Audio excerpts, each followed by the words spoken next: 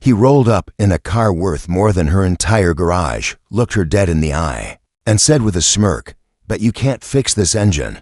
I'll pay you my entire salary if you do." What he didn't know was, she wasn't just any mechanic, and this would be the day his world shifted forever. It was a chilly Tuesday afternoon in the outskirts of Brookside, a town known more for its abandoned warehouses and struggling small businesses than its glitzy downtown. The skies hung heavy with gray clouds, and the wind rattled the cracked signs of old diners and forgotten stores. But inside a humble garage called Marlowe Motors, something special was always happening. 20-7-year-old Eva Marlowe was bent under the hood of a rusted 1999 Honda Civic, her grease-streaked hands moving with rhythm and precision. Her shop was a haven for people who couldn't afford luxury service or fake smiles to them. Eva wasn't just a mechanic, she was a lifesaver, a miracle worker, and sometimes a friend outside. The sudden roar of an engine cut short.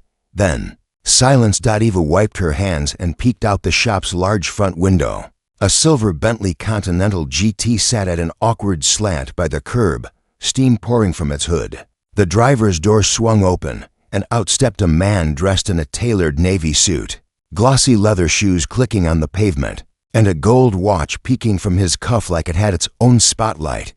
He looked around, his expression pinched, annoyed, entitled, and clearly out of place. Eva muttered under her breath, "Another one." The man walked in, ducking slightly under the low entrance. "Is this the only auto shop around here?" he asked, glancing at the peeling posters and old parts stacked in corners like museum relics. Eva didn't flinch. "It's the best one around here." "Good," he said, with a slight smirk, "because I need a miracle."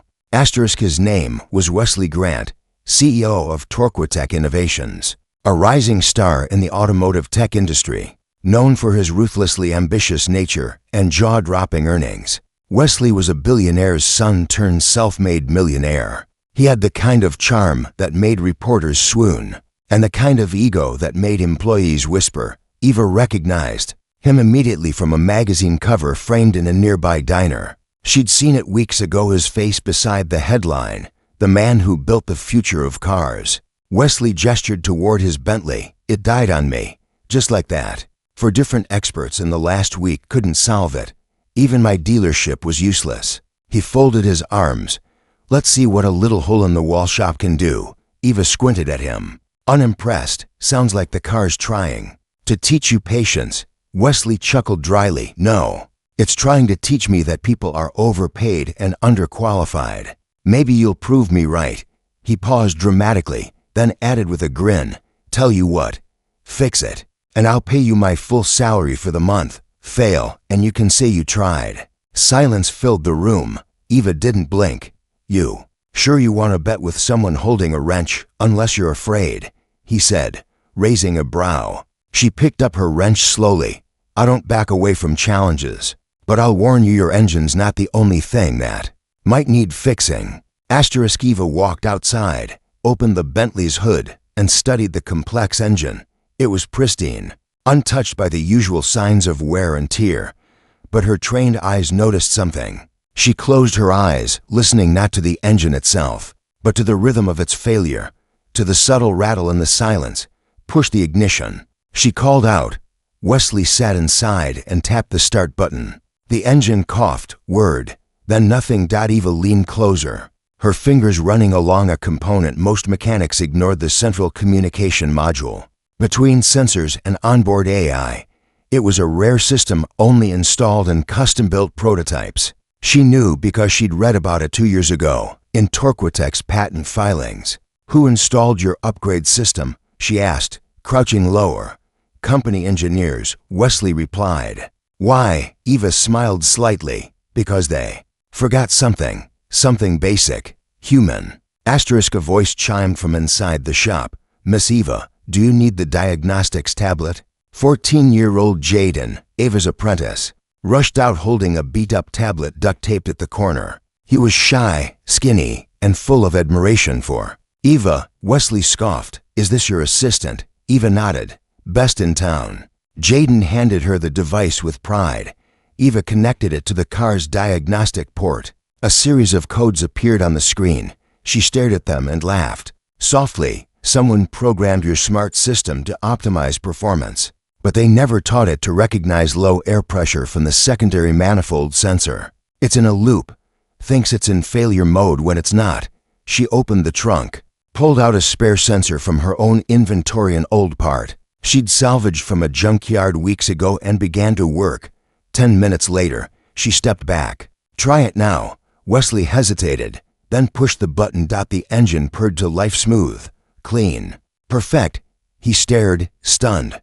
How? Eva shrugged. You focused on what was flashy. I listened for what was missing. Wesley stepped out, hands on hips, visibly shaken.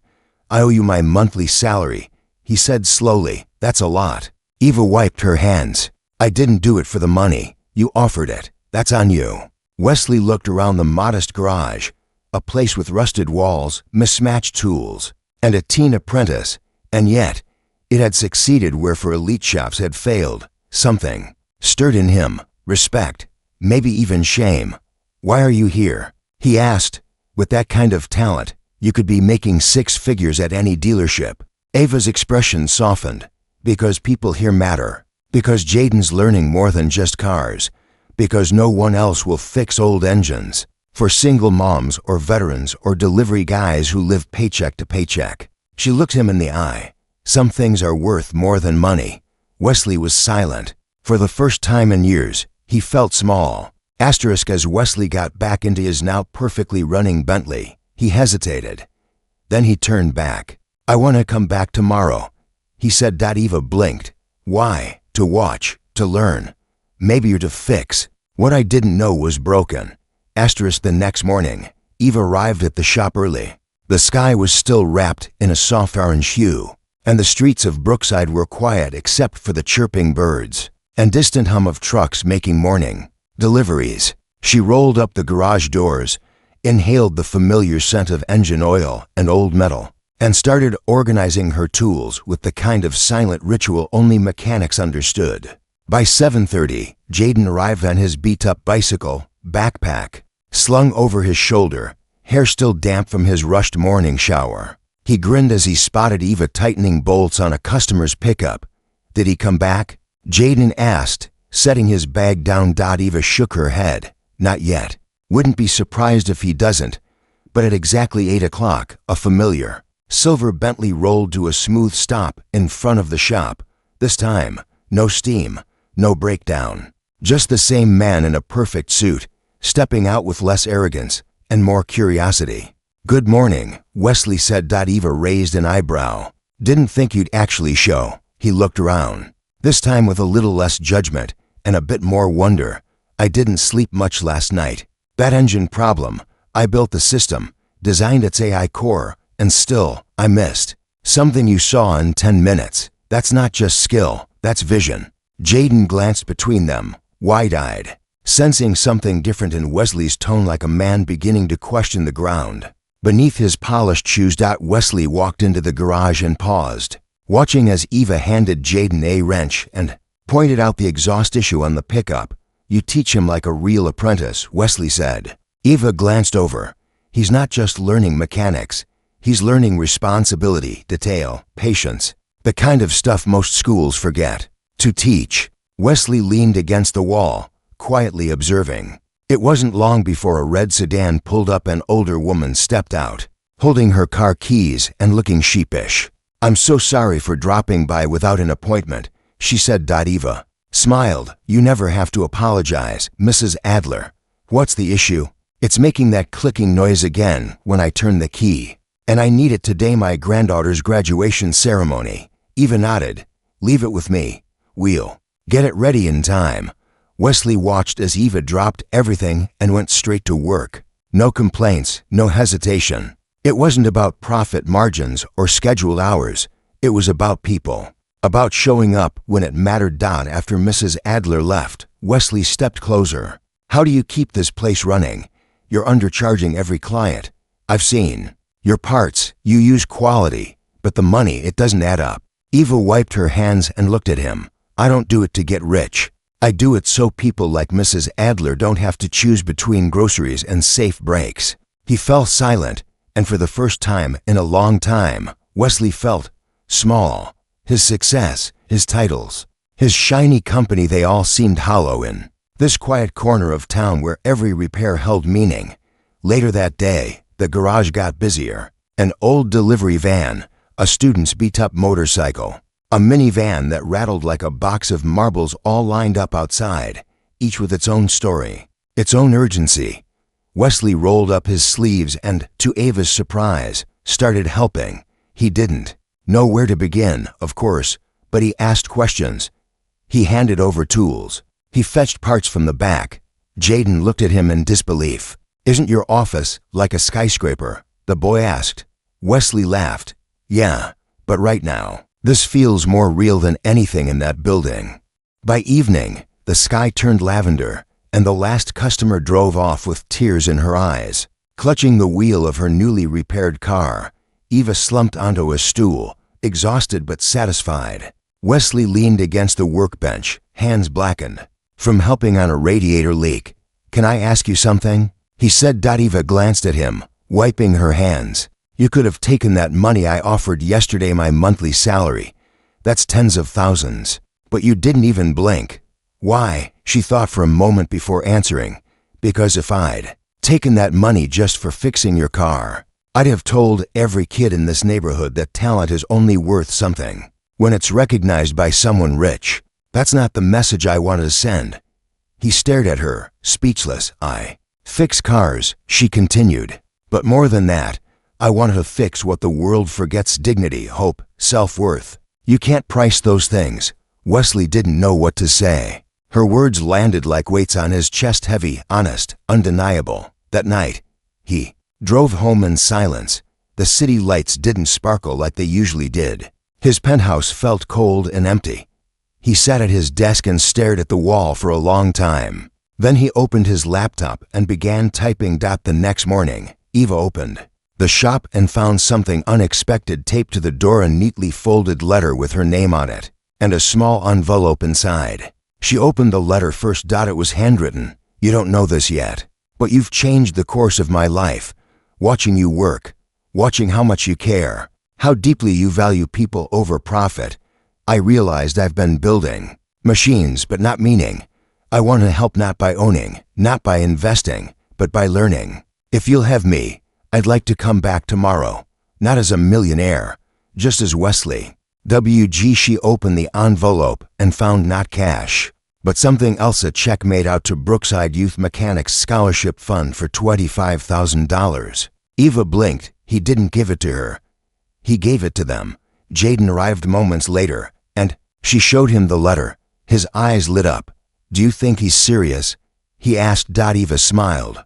"I think, for the first time, someone like him finally is." The next day began with a heavy rain that drummed against the garage roof, like a warning from the sky. Inside, the floor was slick with mist carried in by opening doors and soggy boots. Eva was already elbow-deep in an alternator when she heard the familiar hum of a high-end engine. He came back. Wesley stepped out of the Bentley without the suit this time. No watch, no polished shoes, just jeans, a simple jacket, and the same uncertain look of a man standing at the edge of something unfamiliar. Eva raised an eyebrow but didn't say anything. She just handed him a pair of gloves. Jaden lit up when he saw Wesley. "You really came." Wesley smiled faintly. "Told you I would." He joined them without fanfare, following Ava's instructions, holding tools and observing closely. It was awkward at first.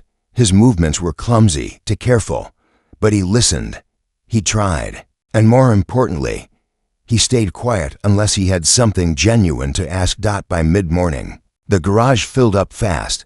A young woman named Dara rolled in with her toddler in the back seat and a muffler that sounded like a thunderstorm. She looked exhausted, her hands trembling as she handed over the keys. Eva knew that look. She'd seen it too many times: the face of someone holding everything together by a thread. Eva crouched by the car and listened as the engine rattled to a stop. "Give me a couple of hours," she said. Dara's eyes welled up. "I don't have much. I just need it to last until payday." Wesley watched as Eva didn't even blink. She didn't ask about money. She just got to work. Later, while Wesley was organizing the toolbox, he asked, "Don't you ever worry people will take advantage of your kindness?" Eva paused, then said softly, "Some do, most don't. But even if they do, sometimes it's not about them deserving help. It's about them needing it." Those words stayed with him the rest of the day. Around lunchtime, an older man arrived, a face Wesley hadn't seen before. His clothes were patched, his hands calloused. He walked with a limp and a noticeable weight on his shoulders. "Eva," he said, his voice rasping from age or years of cigarette smoke. "I brought something from your grandfather's shed." Jaden looked up. "You knew her grandpa?" The man nodded. "Everyone around here did. He was the first mechanic I ever trusted. Taught me everything I know." Eva's voice softened. "Mr. Boyd, you didn't have to come all the way out." The man handed her an old wooden box. He would have wanted you to have it. Inside were faded blueprints, a leather-bound journal, and a photograph of Eva at age 7, standing on a milk crate beside an old truck, holding a wrench that looked too big for her hands. Her grandfather stood behind her, beaming. Wesley glanced at the photo and then at Eva, suddenly realizing she hadn't just inherited a garage, she'd inherited a legacy. That night, after the last car had left and the tools were put away, Eva sat on a stool and flipped through the journal. Her fingers traced her grandfather's handwriting, each line filled with wisdom, humor, and notes on engines that no longer existed. Wesley sat across from her in silence, sensing that the moment didn't need his voice, only his presence. "I grew up here," Eva said quietly, still looking at the page. "This shop raised me. Not just the tools, but the people, everyone who came through those doors. They made me who I am." Wesley looked around the garage, now dimly lit with only the ceiling lights glowing above.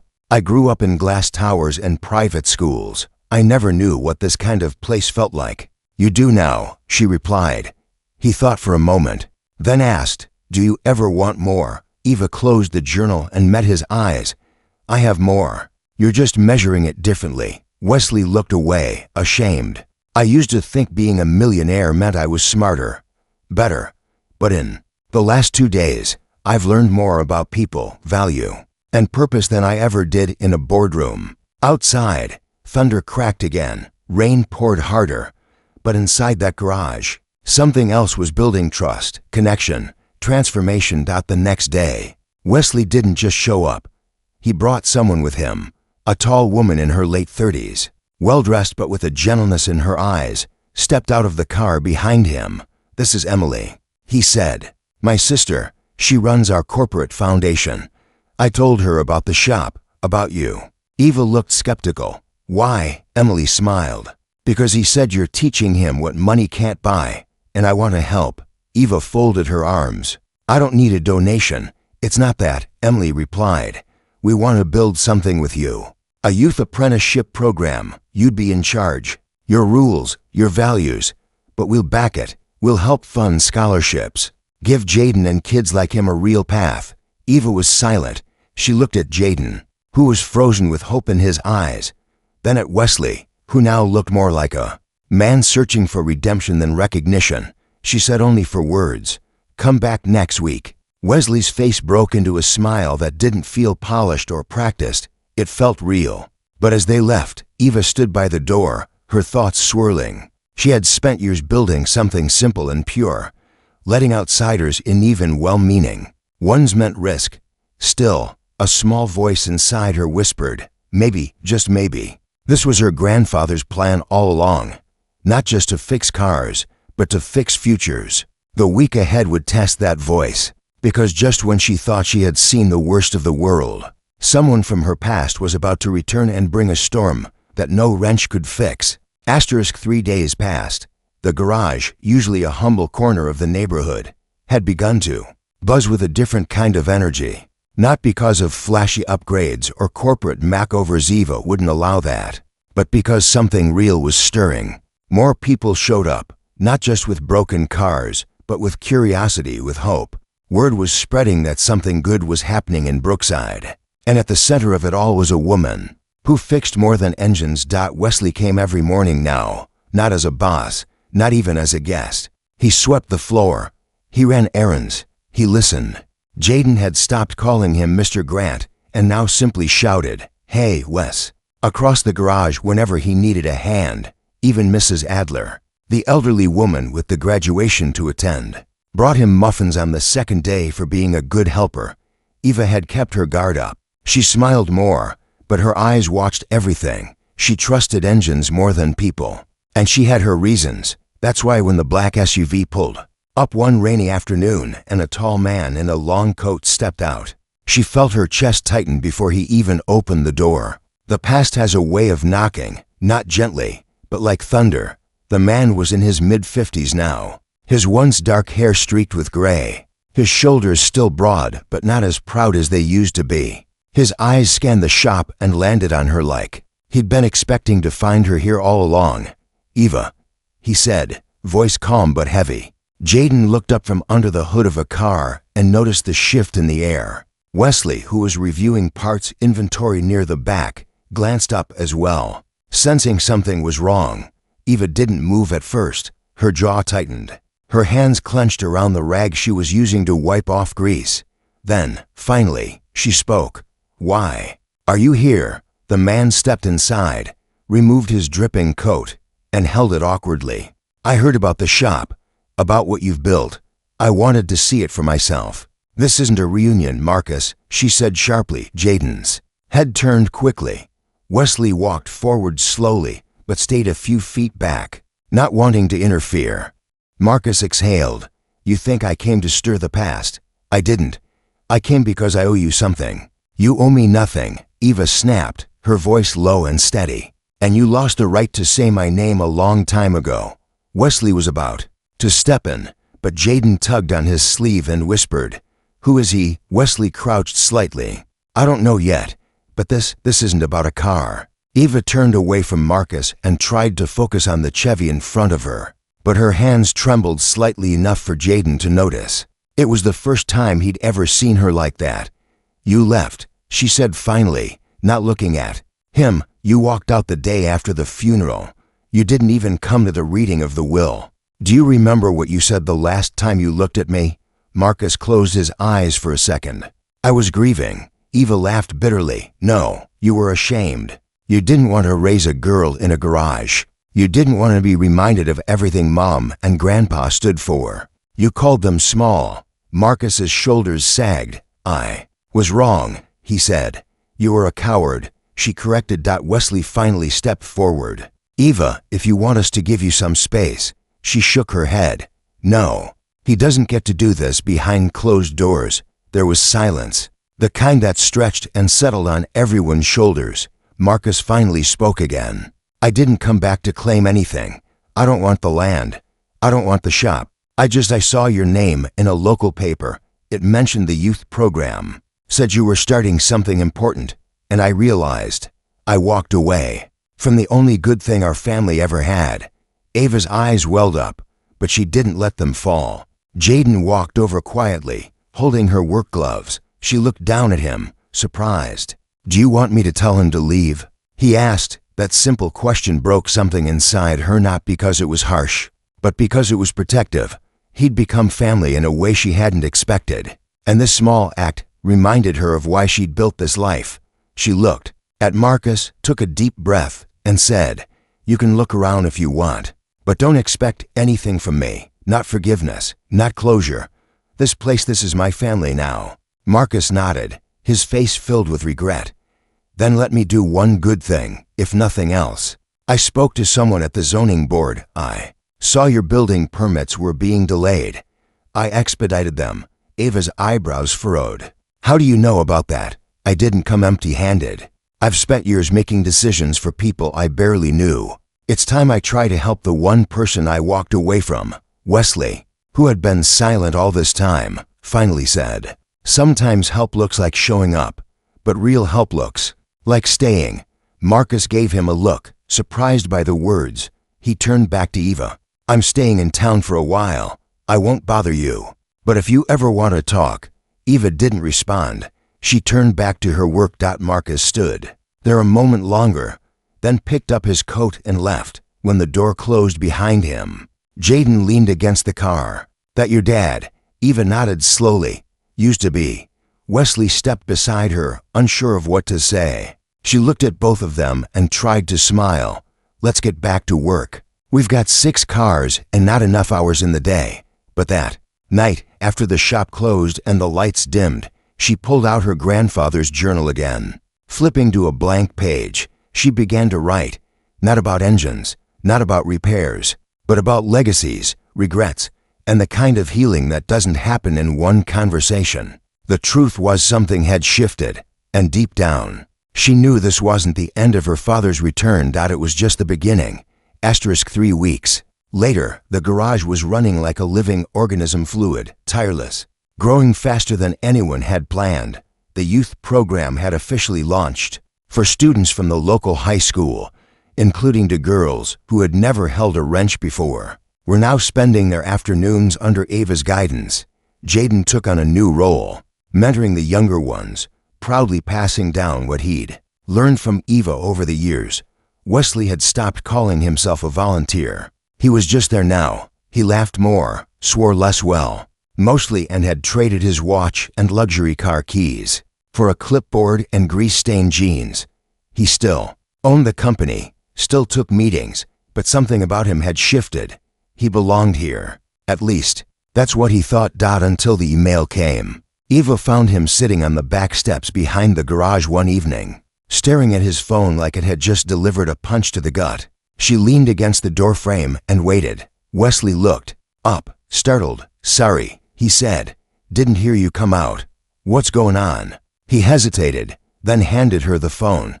The email was from his company's board of directors. A corporate proposal attached. At the top, it read, "Acquisition Opportunity, Brookside Urban Redevelopment Project." Below that was a photo of her street, her shop, even the hand-painted sign above the garage. Ava's jaw tightened. "I didn't know about it," Wesley said quickly. "I swear, the board's been planning it behind my back. They see the attention we're getting here, the media buzz, the social impact. They want to swoop in, buy the land, tear down the street, and replace it with a tech hub, with my name on the building." Ava's eyes didn't move from the screen. "So they want to erase everything and call it progress." Wesley nodded slowly. "They're offering me a seat at the Global Innovation Summit next month if I sign off," said it'll raise Torquatex's profile internationally. She handed the phone back without a word.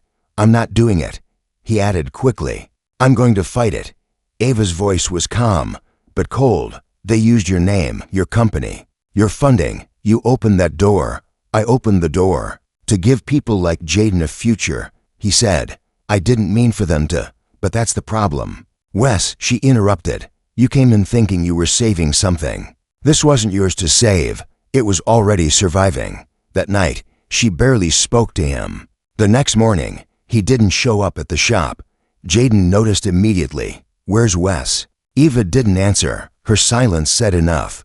But it wasn't just Wesley who vanished. Later that week, a city official arrived with a clipboard and a crisp suit. He informed Eva that due to a pending redevelopment plan, her property was under review. She was being offered a generous buyout. She laughed. "This garage has been in my family for 2 generations. You want to replace it with a smoothie bar and a parking lot?" The man remained expressionless. "It's business. It's robbery." She snapped. The kids saw it all. Jaden stood in the corner, fists clenched, his face pale.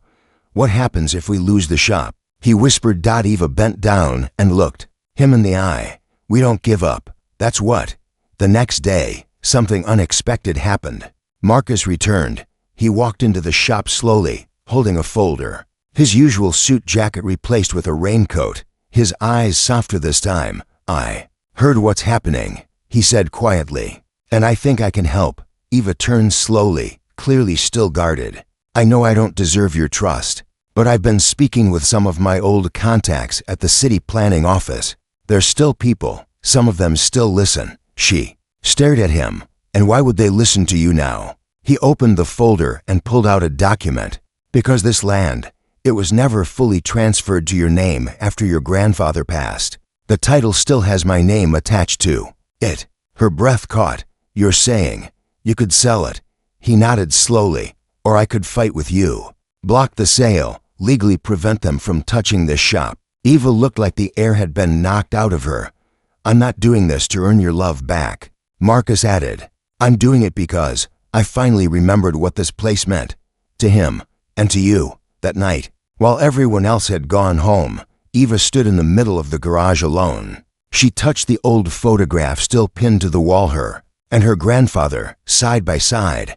She didn't cry, she didn't speak, but inside, a decision was forming. The next day, she called a community meeting. People filled the shop, neighbors, customers, students, single moms, elderly veterans, and teenagers in borrowed coveralls. They sat on tool chests, leaned against tires, and stood shoulder to shoulder with one question in their eyes.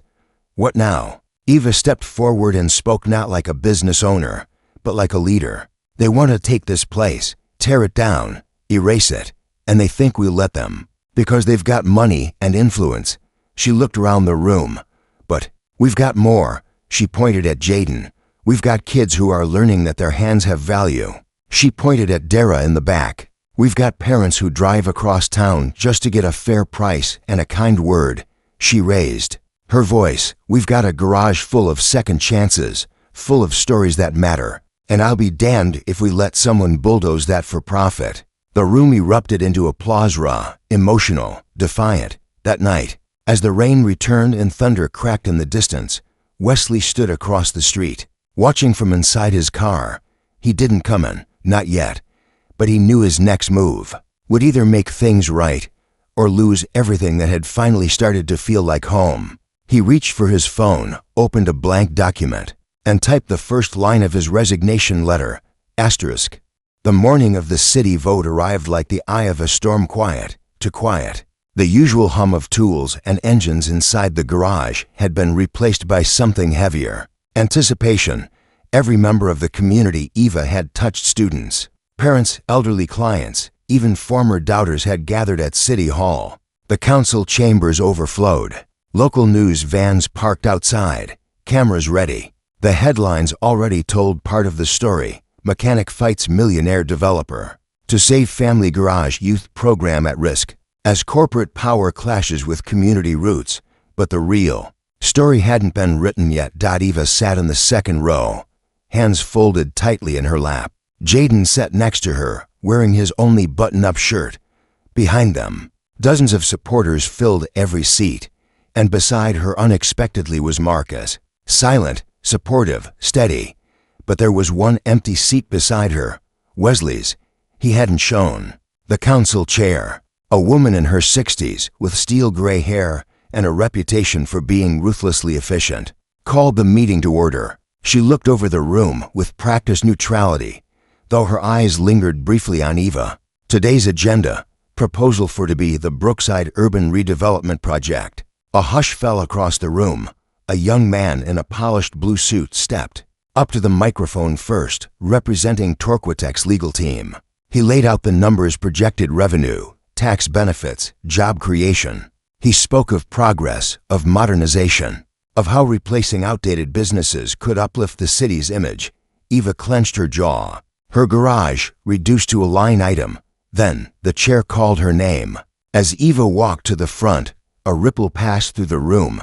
She wasn't polished, she wasn't rich, but her voice was strong, and her hands were stained with the same oil her grandfather had once worked with. I'm not here to stop growth, she began. I'm here to stop erasure. She paused, then gestured behind her. Behind me are kids who've learned more in my garage than they ever did in a textbook. Parents who can afford to fix their cars without choosing between that and groceries. Veterans who come by just to remember what it feels like to be useful. She reached into her pocket and pulled out a small metal object, her grandfather's first spark plug. This isn't just a part, it's a legacy. Like this garage, like this street. The room erupted into applause. But then the chair raised her hand. Thank you, Ms. Rodriguez. Is there anyone else here speaking in favor of the proposal? Silence. Then the back doors opened. Everyone turned. Wesley walked in, wearing jeans and a flannel shirt. No briefcase, no suit. Just a folded paper in his hand. He stepped up to the podium and looked out across the room. I'm Wesley Kane, CEO of Torquatec. At least, I was. Gasps echoed through the room. He held up the paper. This is my formal resignation. Effective immediately. He turned to the board. I started that company in my garage. I thought I was building technology to help people. But somewhere along the way, I forgot what people looked like. He turned to Eva. She reminded me. Then he looked at the council. I no longer support this proposal. In fact, I'll be donating the funds originally meant for this project to expand Eva's youth program citywide. No strings attached, no names on buildings, just support where it's needed. For a moment, the room was completely still. Then someone stood. Then another. Then all at once, the chamber filled with a standing ovation. The chair tapped her gavel for order. But even she was smiling now. The council will deliberate and issue our vote shortly, she said. But I think the people have already spoken. An hour later, the decision came in. Proposal for to be was denied. Outside City Hall, the crowd spilled into the plaza. There were hugs, cheers, and even tears. Jaden wrapped his arms around Eva and whispered, "You did it." "No," she said, shaking her head gently. "We did."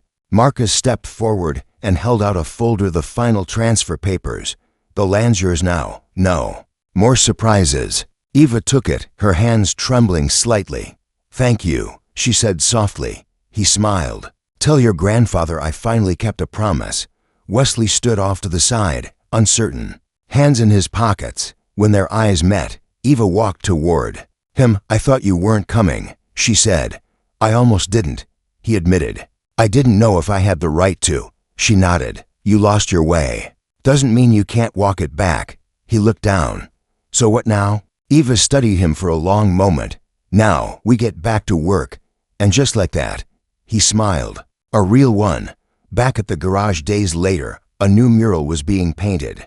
On the side wall, young hands lifting an engine, with bright colors swirling in the background. The youth program expanded. Kids from other neighborhoods signing up faster than they could schedule. Jaden received his first scholarship offer. Eva became a local hero. And Wesley? He spent his days under the hood, elbow to elbow with kids who never thought they'd meet a millionaire, much less learn from one who now wore old boots and called them boss. One evening, as the sun set and the last car rolled out of the bay, Eva stood in the doorway of her grandfather's old office, now turned into a mentorship center. She looked around the shop, laughter, learning, purpose, and whispered, "You'd be proud, abuelo." And somewhere deep in her chest, she knew he already was.